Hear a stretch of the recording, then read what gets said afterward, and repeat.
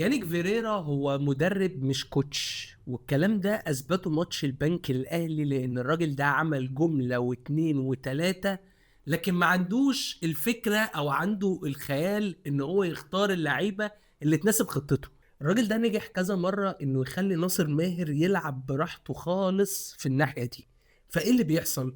بيبقى هنا الوينج مع الباك وهنا الوينج مع الباك، وناصر ماهر بيبقى جايب وش لوحده، فبيضطر واحد من الاتنين مساكين دول ان هو يطلع يقابله، والتاني بيبقى مع المهاجم بتاع الزمالك.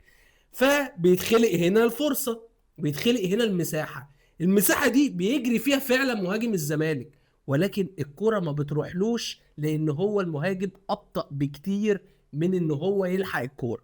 ليه بقى؟ لان الراجل اختار عدي الدباغ ان هو يبدأ بيه الماتش. عدي الدباغ مهاجم مش سريع. نفس الكلام عمرو ناصر. انا بوريك دلوقتي لقطتين، واحده لعدي الدباغ وواحده لعمرو ناصر، يمكن كمان اتنين لعمرو ناصر راح بيهم، وبرضه في نفس الوقت عمرو ناصر ما قدرش ان هو يلحقها، ودايما مدافع البنك الاهلي هو اللي بيسبق.